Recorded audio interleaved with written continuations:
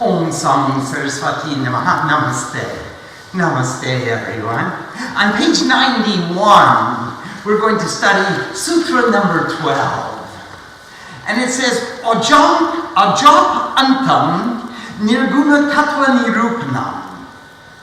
Now, Nirupanam means to investigate, to examine, to reflect upon, to perceive, to search, determine, define, select, or choose. And Nirguna Tattva is the principle beyond qualities or attributes. It's the Tattva, the principle, which is Nirguna. Antam means beyond, at the apex, or at the end of. Ajap is a name of the Supreme Divinity, meaning unborn, the leader, existing from all eternity, as well as Ajapa, meaning the continuous recitation without count of recitation. And Pantam means to drink, to draw within, or absorb. So this verse has so many levels of meaning. Every syllable has a number of meanings, and the interpretation of the grammatical construction depends on the individual's progress in spiritual discipline. It has meaning in the gross body, in the subtle body, in the causal body. We've talked about the Bhav art, the Guru art, the Sampradaya art, the Darshan Shastra art. There are so many levels of meaning that's as per the individual's understanding and growth and along their own, his or her own spiritual progress. Nirupana means to investigate, to examine or search for. And it also means to perceive or be aware of. The search for Nirguna Tattva, the principle which is beyond qualities, or that which has the quality of near, of water. Near means without, and near means water. So guna means quality, and nirguna means that which has the quality of water, or that which is without qualities. Now look at the quality of water. It always seeks its own level. It is always in perfect balance. It always assumes the shape of its container. Water is extremely adaptable, in balance, in harmony. Varuna Dev, the Lord of water, is the Lord of equilibrium. He's always in balance. He has his ups and downs, but he is never out of balance. He even makes waves, but he's never out of balance, because water is always in perfect equilibrium, in balance. And the search for the principle or the tattva, which is of the quality of perfect equilibrium and balance, or beyond all qualities. Ajap antam. Aja means unborn. And pantam means to become absorbed in the aja, in the unborn. You know, janam. Janam means to take birth. Ajanam, without birth. He who is aja is without, he's unborn, he's without birth. And now, searching for the principle beyond qualities, one becomes absorbed in the eternal, the unborn, the unmanifest. And this is one way to understand the meaning of this verse. It's really fun to play with the grammar of Sanskrit. I mean, this is really, if you like intellectual challenges, it's so exciting to be able to look at the various ways that we can interpret and apply the meaning of the Sanskrit mantras. So here, the search for the principle or the tattva, which is the quality of perfect equilibrium or balance, or beyond all qualities, is searching for the principle beyond all qualities. One becomes absorbed in the eternal, unborn, unmanifest. And this is one way to understand the meaning of this verse. Ma says that water always has the quality of going forward and never goes backwards. Did you ever see the river flow upstream? No, it always goes forward. The water is always moving towards the sea, and it won't stop until it gets there. And when it merges with the sea, it loses its own individual identity. A verse from the Tantra Sara says, "The soul within thee is a river. Its sacred bathing place is contemplation. Its banks are holiness. Its waters are truth. Its waves are love. Go to that river for your bath. Your soul will not be made pure by bathing in water alone. Go to the soul, which is the river within, and take a bath in your soul." The search for the principle beyond qualities yields the fruit of absorption in the eternal. Japa is the conscious and constant repetition of a mantra. We perform japa until the mantra becomes such a part of our lives that the mantra continues automatically by itself. It continues without our practical awareness, without our forcing the japa to be a part of us. When the mantra continues like a tape recorder in the background as a natural part of our lives, the japa becomes a japa japa. The purpose of japa is to cultivate the habit of listening to the mantra until we become absorbed in mantra like Sriman. And Swami says to Ma, "You are always in the mantra. You never listen to what I have to say." I don't blame you, but for you the mantra is continuing always.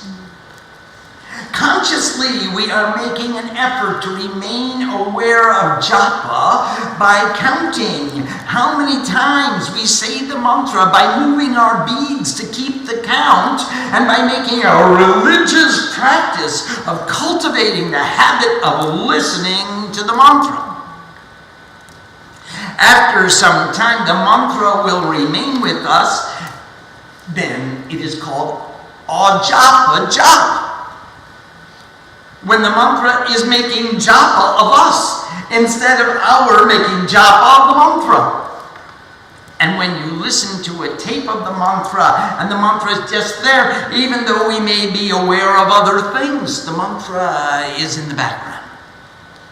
The mantra is there like a stage or screen of consciousness upon which all of this material world is reflected. So when you go into the movie theater, before they turn the lights off, you see the screen. And then they turn the lights off and you see the movie. You forget all about the screen.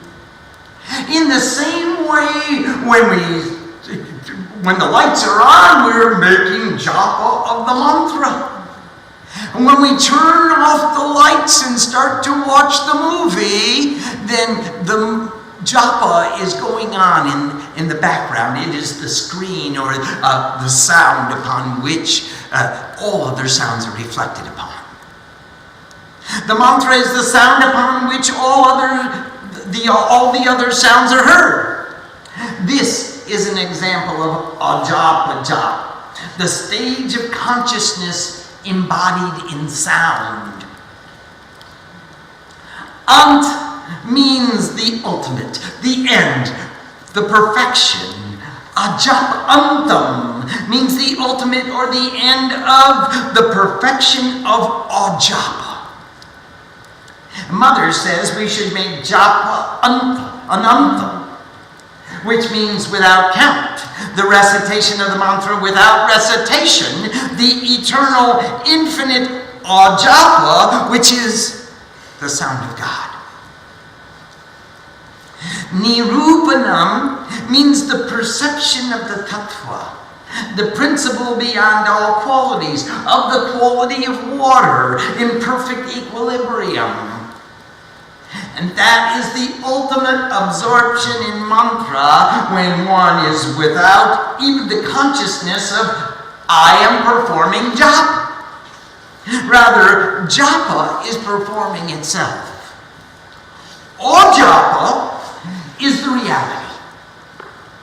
And my individual perceptions and conceptions are placed over the reality, which is all japa. And it is continuing of its own accord. Now, all my thoughts and aspirations are merely projected upon this ajapa, this mantra which is being recited by the divine. The ultimate perfection of ajapa is the perception of the principle beyond qualities. See, we go to nirguna. That's the perfection of ajapa. When you're listening to the mantra and it's there all the time and you can't hear, you become absorbed so much into the mantra and it's continuing all the time. The ultimate perfection of that is the perception of the highest principle, the ultimate tattva, the highest principle, which is nirguna. Has no quality. No characteristic.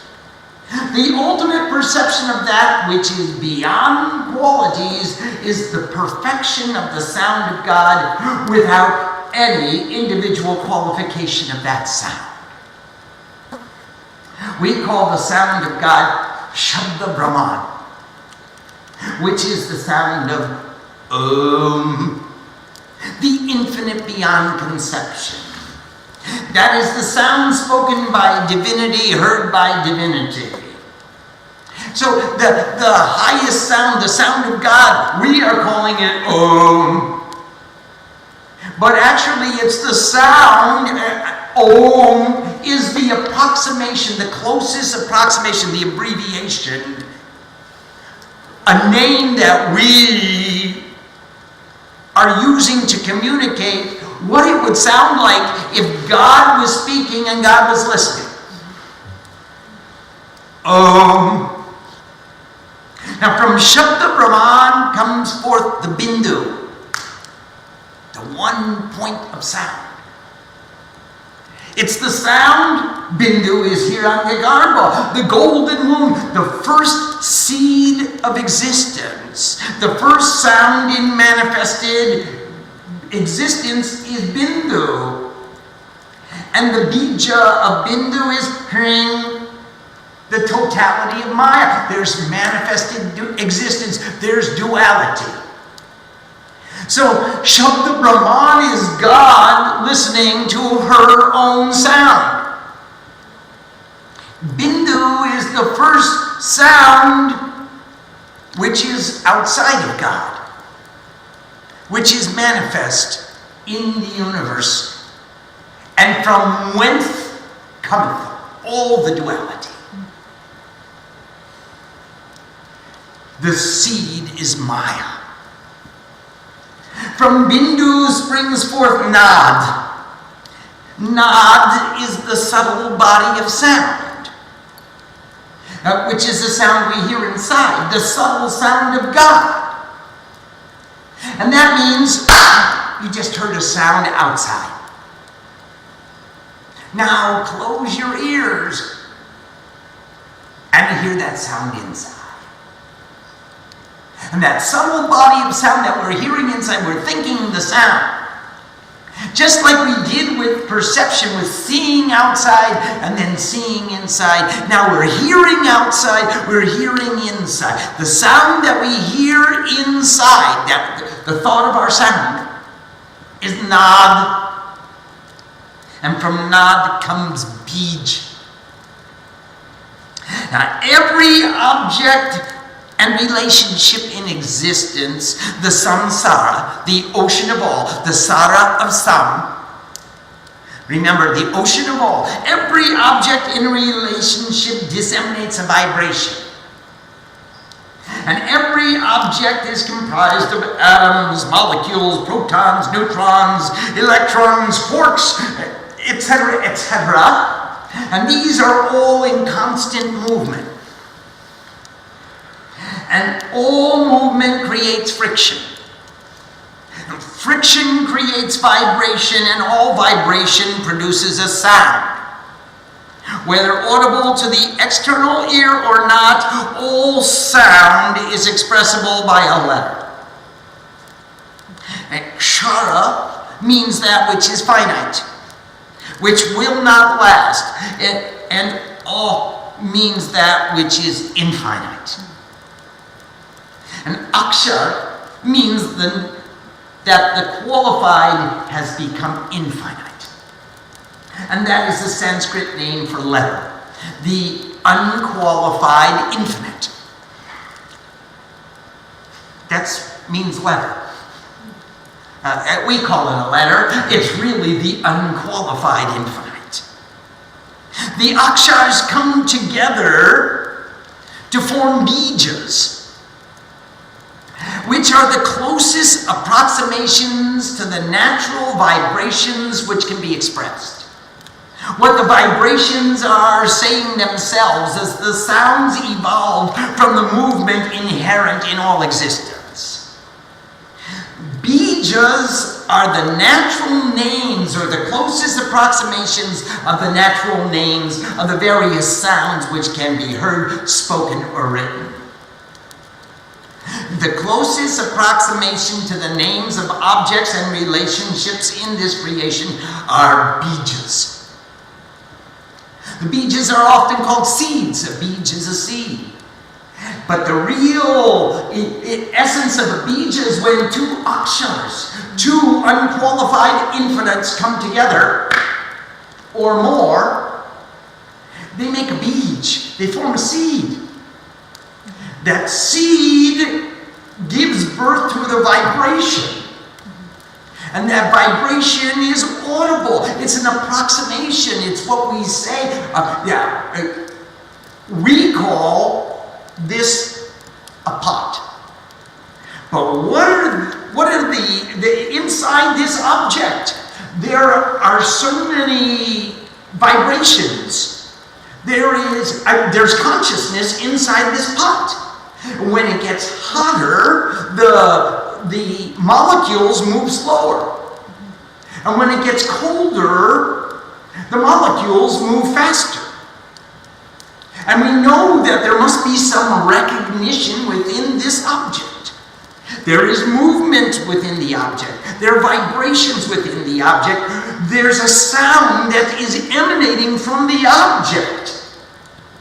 So every object has a given name, what we are choosing to call it in our circumstance and environment, in our language, and a bij mantra, a vibration, a name, a natural name, what it's calling itself. From the movement of all the subatomic particles within it, it's saying to me, hey, you call me a pot. I'm not calling me a pot. I am something different. Bijas are put together to make shabda, which is audible sound. Shabda has two forms. Vedic, which are words of wisdom, words of communion, words which inspire us, and Bhautika, words which take us into the world of objects and relationships. The Vedic Shabda is the knowledge which brings us back to unity. And the Bhautika is the knowledge which brings us to the world. The path of sound is extremely subtle. When we enter into Shabda, the first step of sadhana is to control the amount of Bhautika Sabda which comes into our processing center, as well as how much worldly speech comes out. That means we're going to control our senses so we filter out as much of the worldly gossip as we possibly can. think only about knowledge. Think only about wisdom. Think only about God. We want to listen to the Vedic Sabda as much as we can, the words which take us to the ultimate unity with God, as contrasted with the words which describe my action and interaction with the world. So we're going to filter out as much of the Bhaudika Sabda. By controlling our worldly speech, we can direct our awareness towards words of wisdom. So we become more and more cognizant of the words which direct us, the sounds, the vibrations which direct us to unity.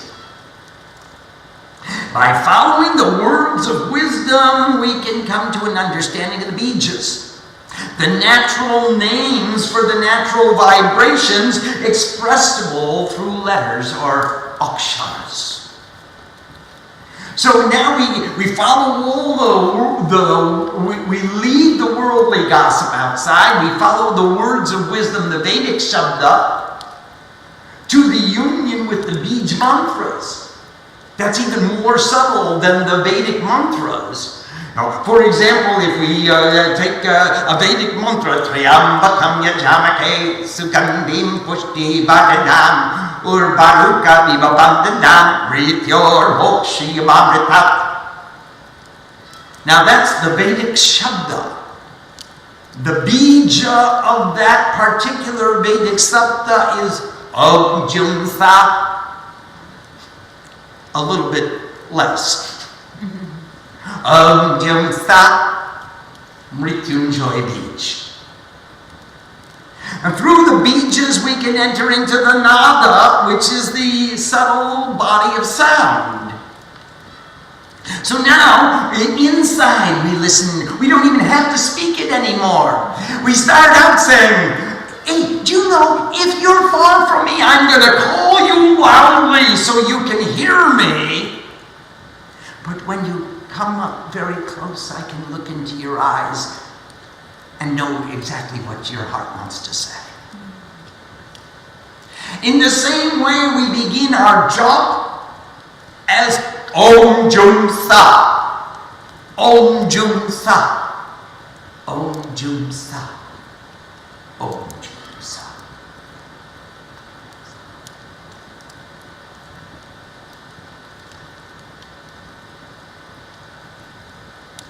And then we hear it inside.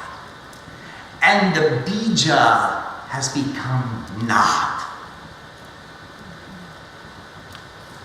And from nad we move into bindu, which is one pointed awareness. And from bindu we move into Shabda Brahman, and this is the sound of God. And this is the Ajapa Ananta, the Nirguna Tattva Nirupanam, the principle beyond the qualities, the perception of the principle beyond qualities. Through the control of sound, we move into absorption, into the ultimate. Nad is the sound which you hear inside. Swami chants, Om.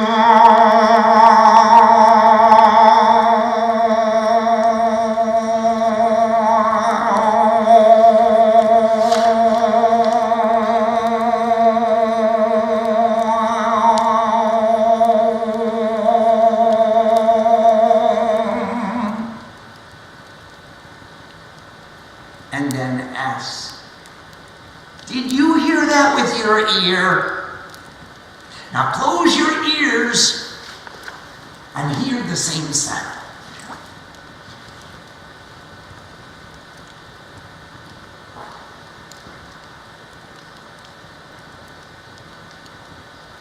Did you hear it inside? That is nad, the subtle sound inside. You heard it outside. The gross body of sound is called Shabda, that which is heard from the ear. The subtle body of sound is called nad, that which is heard inside. Did you hear someone say something to you in a dream? Did your mind ever hear a voice talking to you? That is not the subtle body of sound. Some subtle forms are the forms of the gross bhautika shabda, the worldly words that have already come in. And some nada are the forms of bijas, the natural names which have come from within. By controlling the amount of worldly sounds which come in, we can direct our awareness to the bijas. Qualities have bija. N is jnana bija, the vibration of wisdom, Saraswati's bija. Also sun. Also Aim, Sring, Clean. Oh, there are many. She inspires us with knowledge. It is also the Guru bija. Hrim is the bija of Maya, the totality of all existence, all that can be perceived through the senses, conceived in the mind, known through intuition. Clean is the dissolution of the gross body into the causal body, that which makes a resolution, a surrendering and transformation towards perfection. These are the bijas of Mahakali, Mahalakshmi, and Mahasaraswati.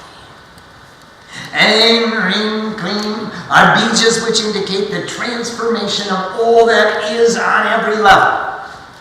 They can be known through Nad, because through Nad, one can follow them into the Bindu, and when the Bindu is entered, you can become one with Shabda Brahman. In the study of Vedic Sanskrit, we move from words of wisdom to an intuitive understanding of the bijas, which are the natural names of the vibrations we want to cultivate within ourselves and within this world. And this is the path of Nad Yoga. There are many different ways of approaching divinity.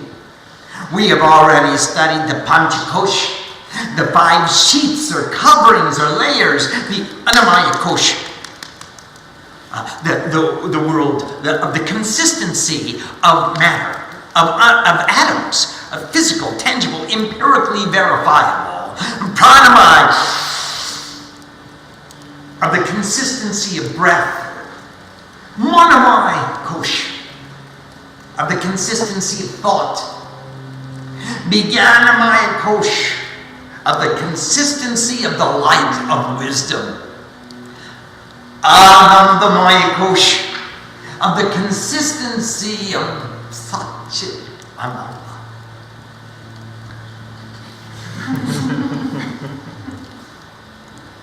Missed again.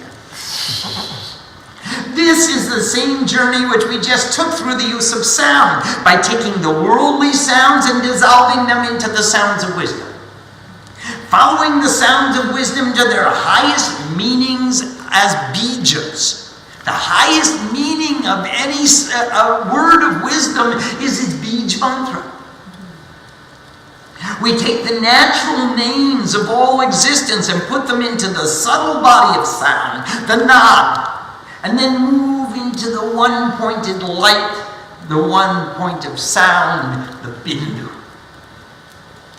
And ultimately we become absorbed in Shabda Brahman, the Anandamaya Kosh. Anandamaya Kosh is Shabda Brahman, which only divine silence can perceive. In Anandamaya Kosh, Purush and Prakriti are one.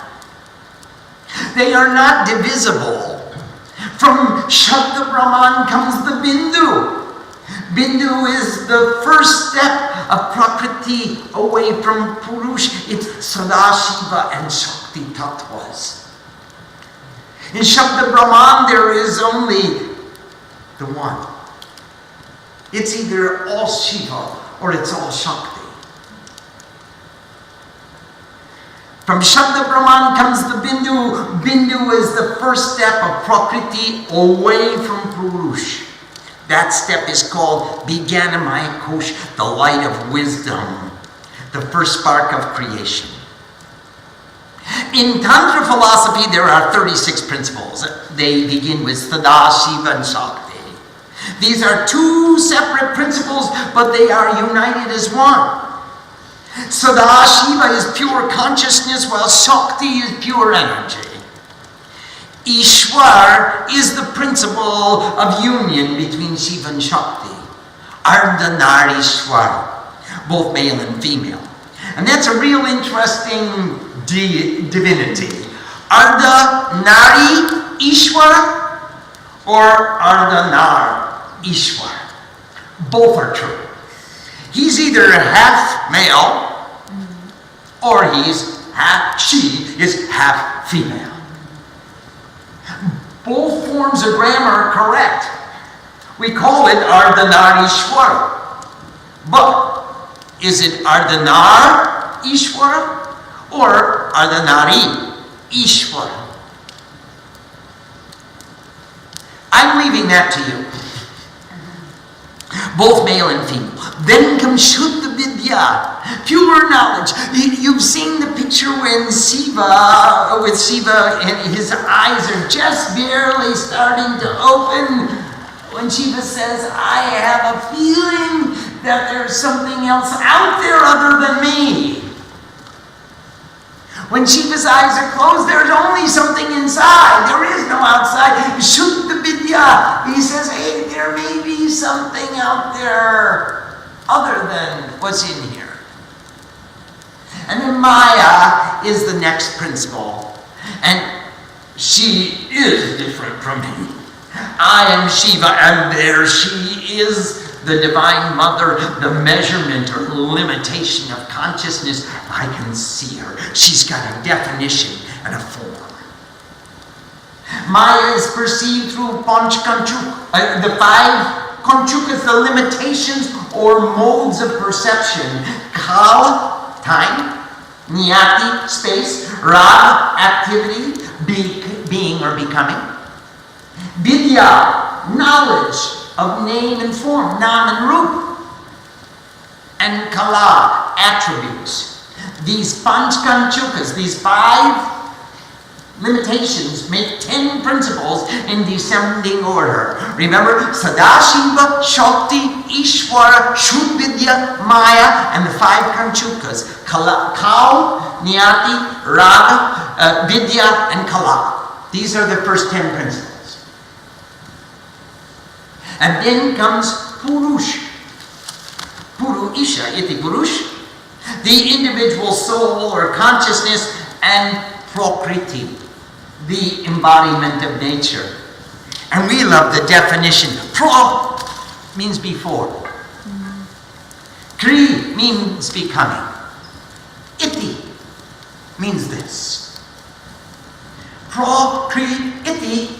Before becoming this, what was she? Pure potential energy, all that can become. All the potentialities for manifestation in existence. The embodiment of nature. The next principle, ahamkar, is the ego, the sense of I mean, it's not I as the great egotist. It's just I. If I am different from anything else, then there's ahamkar. I don't even have to be a great egotist. The very fact, cogito ergo sum. I think, and therefore I am. If I'm different, then you must be different too. And there's duality. And now comes the plethora of all the conflict and confusion, the reconciliation of opposites. Chitta is the totality of all cognition, comprised of buddhi and mon. Buddhi means objective knowledge. What is? In other words, all the nouns and verbs of experience. This is a pot. Nobody's going to debate that with me. Mon, on the other hand, is subjective knowledge, or what we think about things. Mon comprises the adjectives and adverbs. Buddhi says this is a book. Mon says this is a good book. The good is the interpretation of Mon. Both together are chitta, objective and subjective experience. The world as it is and the world as we think it to be, our relationship to it.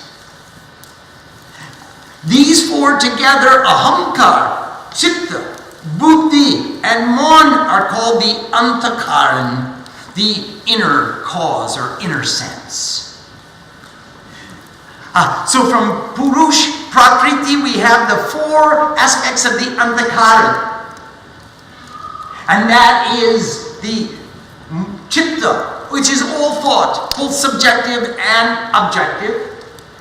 Mon, which is subjective thought. I like this, I don't like that. All the adverbs and adjectives of experience. Buddhi, which are all the nouns and verbs of experience, objects, relationships. And this is the antakaran, or inner cause. Though there are 20 principles which define the gross world and our relationship to it. 5 of these principles are called tanmatras, which are the objects of sense: sight, sound, smell, taste, and feel. 5 are called mahabhutas, which are the essential elements of existence: earth, water, fire, air, and ether. These 10. Then there are 5 organs of knowledge: eyes, ears, nose, tongue, and skin. The Gyan Indriyas, from which we get all our knowledge. And then there are 5 organs of action, the Karmendriyas, which are the upper appendages, lower appendages, tongue, reproductive organs, and anus. And these principles, these 36 principles, disclose how divinity descended into manifested existence. And in order to go back to the origin, we must come and go by the same path. So we begin by controlling our organs of action, because they're the ones that interact with the outside world. That means we must put our body into such a harmony as to control the organs of knowledge.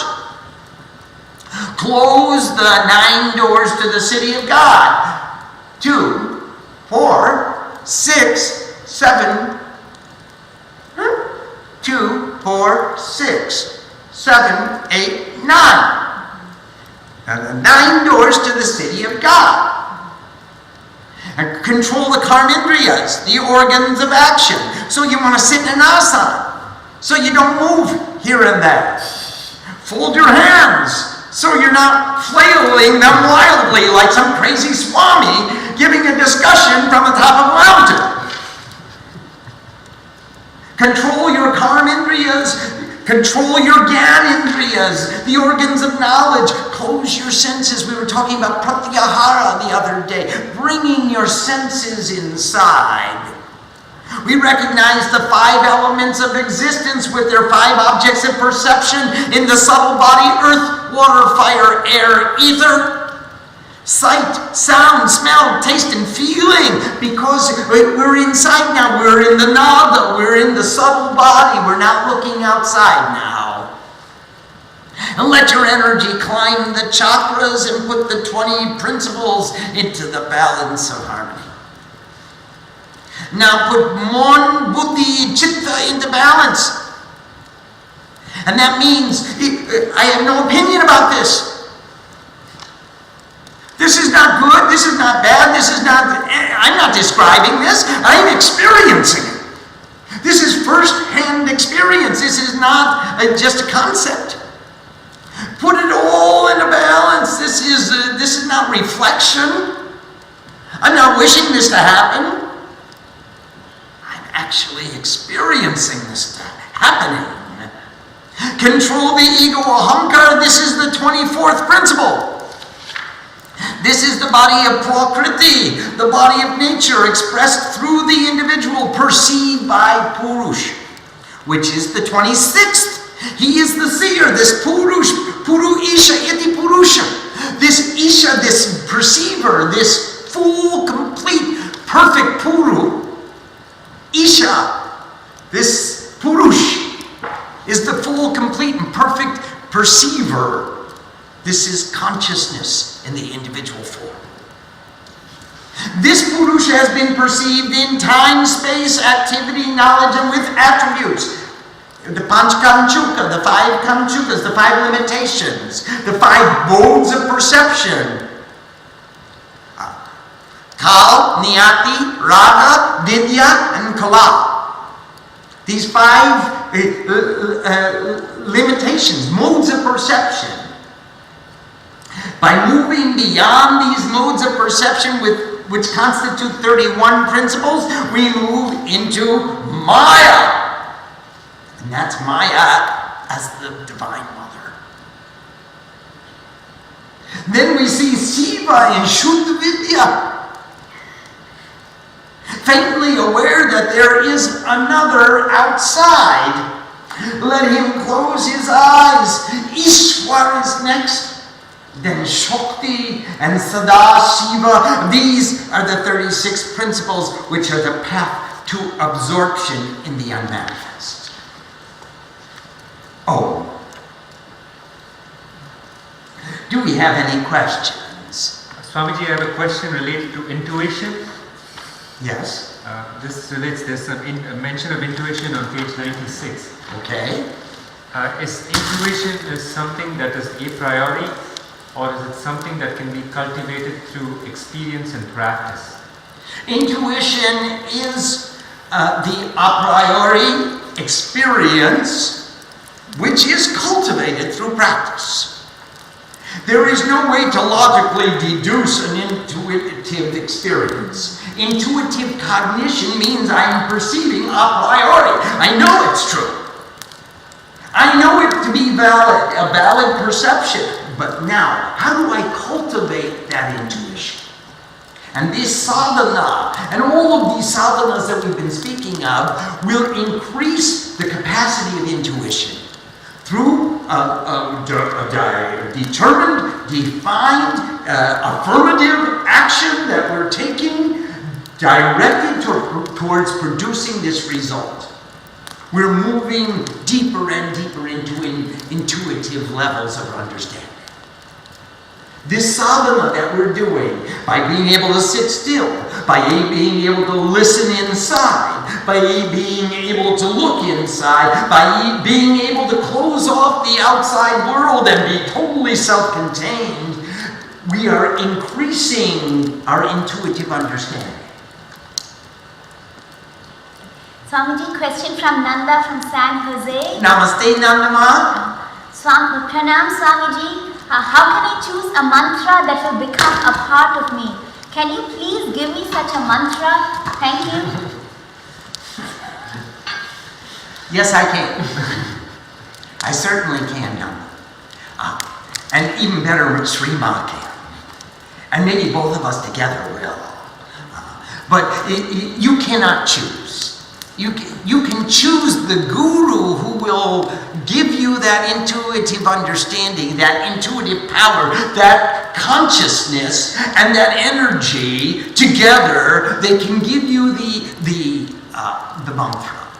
But you can choose the guru. You cannot choose the mantra. So both are possible.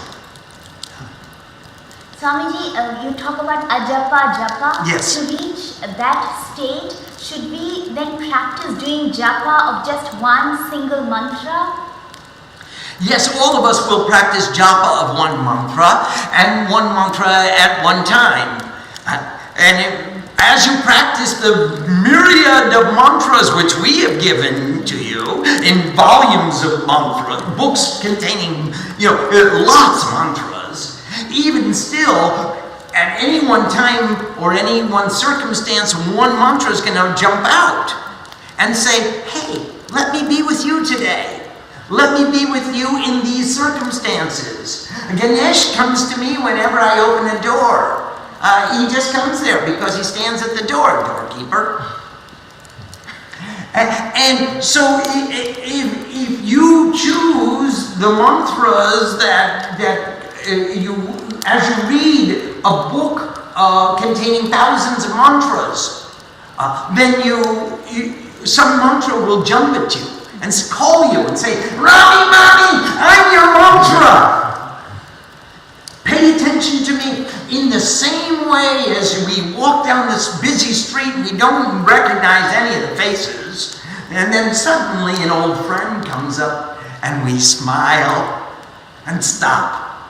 In the same way as we read these books filled with mantras, an old friend is going to stop us right there in our tracks and say, "I'm going to be with you today. Or I'm going to be with you this month. Or I'm going to be with you until circumstances change." Swamiji, so ajapa doesn't mean the same mantra all the time. It's just some mantra going inside. It could be one mantra, it could be many mantras. It could be a text of mantras. I have many times recited the entire Chandi in a dream. And I woke up in the morning fresh as can be and wanted to make Purnahuti immediately. I have also many times woken up and recited the entire Rudra Stadhyaya in a dream. And I recognized every mantra. I just heard it. I listened to I don't know if I was sleeping, I don't know if I was dreaming, but I certainly wasn't sitting at the fire. I was listening to the recitation. And that is another form of ajapa.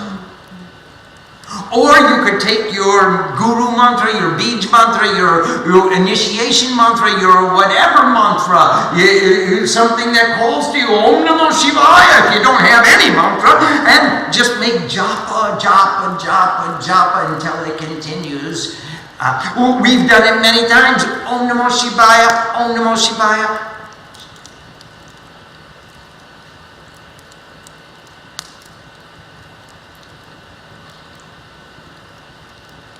And the sound that we hear inside is ajap, jap. Question from Raghu from Kentucky. Namaste, Raghu Baba. Swamiji, what is Anahata Nada? Anahata Nad is the sound that we hear in the Anahata Chakra, which is in our heart. And that sound emanates from our heart. It fills our heart. It's a vibration that consumes our heart. It emanates from our heart and it flows. And it's really a beautiful Anahata Nad. Question from Ravi from North Carolina. Namaste, Ravi. What is the effect of chanting Hreem, Kail, Hreem, Hasak, Hal, Hreem, Sakal, Hreem? From Lalita Kashyapa Swamiji. Well, there are as many as there are sadhus, so many are there effects of reciting mantras. But the basic emphasis of this mantra, which is the Sri Vidya mantra, is to put us into the harmony and the understanding of three forms of Maya. The Maya of the world. The Maya of Shankya, which says, hey, many of us are looking to the many, and we're forgetting all about the one. It's the Maya which obscures the reality. The second form of Maya is the Maya of Tantra, which is the one mother is in relationship with all of her creation, and all of her creation are in relationship to the one mother. And the third form is the Maya Vedanta, which says, Sakalarim, all of this is mother. Everything is mother. It's mother looking at mother. So the basic emphasis of the Sri Vidya is to understand that there's the one in harmony with her own self. There's the one who is in harmony with the world, and the world is in harmony with the world. And the third form of Maya is the world is looking at the world and forgetting all about God entirely. And that's when we reach that understanding, we catch ourselves, Ravi. Every time we catch ourselves, we're looking at the world and forgetting about God. Shame on me. Come on back. Swamiji, a question from Raghu from Kentucky. Yes, Raghu? When I close my ears, I hear a continuous ksha sound. Ksha. What does it mean? It is the nod, which is aja, and it could be in any form. The sha, it could be in the form of sha, of the form of bliss, of pure bliss, of peace. It's either peace or bliss is the meaning of sha, depending on which sha is. Is it I don't know in Hindi, is it Talibar sha or is it... Actually, Swamiji, I asked him if I should pronounce it like the ksha in shama, and he said yes. Okay, ksha. Ksha, yeah, that's what I asked him. Oh, ksha means the ultimate, the ant. That's what ksha means. And so, did you... do we have a class yet on our on the Swami, on the Bija Nigantu? Swami Nigantu. Maybe we'll do that soon, right? After we finish these Kashyapa Sutras or somewhere down the line.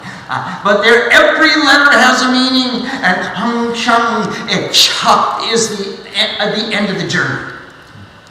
It means you're just one step away from dissolving in God. Is the sound that you're hearing.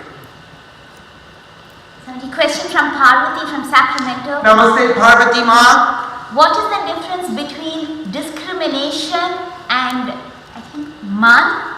And is it not important to keep discrimination outside of meditation when we need to live in the external world? Yes, absolutely, Parvati Ma. We need discrimination to function in the outside world, but we do not need discrimination to contemplate the inside world. We only need discrimination to determine between different individual phenomena or relationships in duality.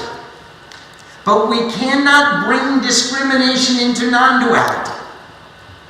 So long as we are contemplating the duality, discrimination will be very helpful to us. But remember, Ramakrishna used to tell the story, if you step on a thorn, you take a second thorn and dig out the first thorn, and then when you get the third thorn out of your skin, you throw them both away. Now, discrimination is a good thorn. And then we can use that to dig out the bad thorn that's hurting us. But once we've gotten the bad thorn out, we can throw them both away and move into Nirguna Tattva. Question from Wendy from New Jersey. Namaste, Wendy Ma. Namaste, Swamiji. This sutra talks about sound, but not about music. Would you say that chants and bhajan are equivalent to Vedic Shabda? What about classical music, for example, the music of Bach, Mozart, etc.? Where does that fit in? It fits into, it's a Vedic Shabda. It's a word of wisdom. It's a vibration of wisdom. It's a sound which brings us into harmony. And then we can contemplate that harmony in the nod.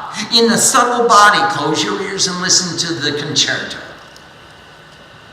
But once we have entered into the bindu, even the sound of Mozart will stop. We won't take him into the kingdom of God with us. He even fades out, and we enter into non-duality.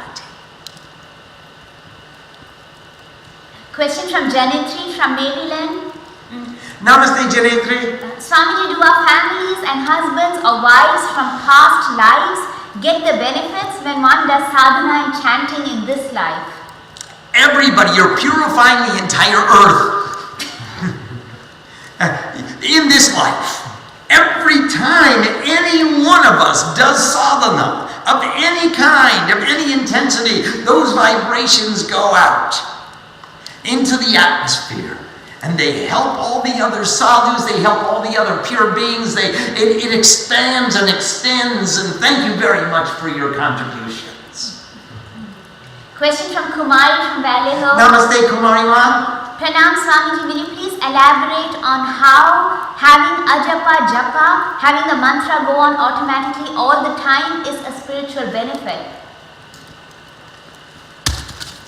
Kumari Ma, just as you walk into the theater and see the screen upon which the movie is going to play, and then the lights go down and you forget all about the screen and you see the movie. Just in the same way, japa jap, the mantra, is the sound upon which all other sounds are heard. And every time the sounds of the Swami stops talking, every time it's silent, and there's no other influence, you can hear the japa, the mantra is going there. And it brings you back to the reality. The reality is the mantra, and the maya is all the gossip that is going on over the mantra. So excuse me for creating so much gossip going on over the mantra. Listen to the ajapa mantra. And if you don't hear the ajapa mantra, then do japa. And the mantra will be there anyway. Swamiji, the Pancha Kanchaka, the Yes. limitations of perception, do we use different aspects of the mode of perception for different objects in Maya? Example, time No. for events, attributes for books? No. They are all five predominant and prevalent and at every moment. They are all five inherent in every perception. Whenever we perceive any object, we see it in time. It's right now. We see it with Niyati. It's in space. There's some spatial separation between us. That is, you're there and I'm here. It's right now. I can see it's right going on right now, and there's a space. There's something happening. There's a raga. There's some kind of activity. There's some interaction between us, and that's why we're perceiving each other. There's some knowledge of name, there's a form, there's a nam, root, there's some knowledge going on in the transference. This is all going on right now. And there are attributes. I am discriminating, Parvati, which attributes are good attributes for me and which attributes are not so good attributes for me. And how I can come closer and how can I invite those good attributes, those positive qualities to become more dominant in my life. How can I segregate the negative qualities and put up what kind of defense mechanism I need in order so that I am not affected by the negative qualities. All of these five limitations or modes of perception are inherent in every perception, every moment of every day. You can't perceive without it. Either you're perceiving now, or you perceived before, or you're going to perceive in the future. Kal, the time, is inherent. Space, either you're sitting on my lap or you're sitting in the chair across the room, but in some way you occupy space. We both occupy space. We both have activity. There's some activity going on for us to be interacting. There has to be some knowledge with which we're interacting. I'm calling you different from me. There's a name for you and there's a name for me. And the names and the forms are different. There's knowledge. And there are attributes. Positive qualities and negative qualities, or some kind of attribute I can distinguish from all the other attributes. And therefore you have a separate definition to every perception. And so the five limitations or modes of perception are all immediately and they're all inherent in every perception, whether it be through the eyes, ears, nose, skin, taste, whatever sense we are perceiving through. All these five limitations or modes of perception, as Kant was to call it, that they are operative, effective, predominant, always simultaneously. Om Sam Saraswati Namaha. Namaste.